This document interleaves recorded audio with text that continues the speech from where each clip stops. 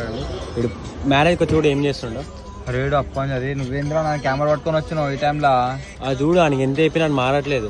అరే ఆడు అప్పంచి కాదురా నాయన సాడ్ పాటలు పెట్టుకొని వింటున్నాడు. అసలు అప్పని తాగుతున్నాడు. వద్దురా వద్దురా అంటే లైఫ్ ఎందుకు స్పాయిల్ చేసుకుంటున్నారు అవి అప్పంచి నేను అడుగుతున్నా.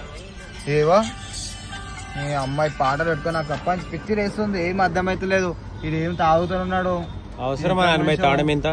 ఏం చేయాలి బాయ్, మనసులో బాధ అట్లాంటిది ఎవరికి అర్థం కాదు. అందరు ఏమన్నారంటే చెప్పొచ్చు కదా, అన్నలతో మాడచ్చు కదా అంటున్నారు. కానీ ఒకసారి మీరే అర్థం చేసుకోండి. ఒక మొగుడు ఎందుకు చెప్పట్లేదు, ఎందుకు చెప్తే ఒక అమ్మాయి బాధ, ఒక అమ్మాయి లైఫ్ పోతే ఆలోచిస్తున్నా. ఇందా నుంచి వీడియో అడుగుతున్నాడు, పంచి అడుగుతున్నాడు ఆయన. అన్న వాళ్ళు నీకు ఛానల్ పెట్టించారు. అన్న వాళ్ళు మంచిగా చేసుకో. ఇప్పుడు ఆయన ప్రెగ్నెన్సీ ఉంది, మంచి హాస్పిటల్ తీసుకోపోయి చూసుకో, మంచిగా ఉండు. ఎందుకు అవసరం మారా అని అంత మంచి చెప్తా కూడా వాడు వింటున్నాడు. తాగుతున్నాడు. సాడ్ పాటలు పెట్టుకుంటుండు, వింటుండు. నీ అమ్మ ఏం చెప్పాలి అర్థమవుతుంది అని తప్ప. ఒకటేమంటావా, ఇది నిజం మాట. నన్ను అందరు కొట్టుకున్నా తిట్టినా తప్పలేదు. కానీ బాయ్ ఒక మగోడికి నిజం చెప్తాను, ఎవరైతే అబ్బాయిలు చూస్తున్నారో మీకు ఈ లైఫ్ లో ఇట్లా ఒక చిన్న డాట్ పడుతుంది, అప్పుడు మీరు బాధపడతారు.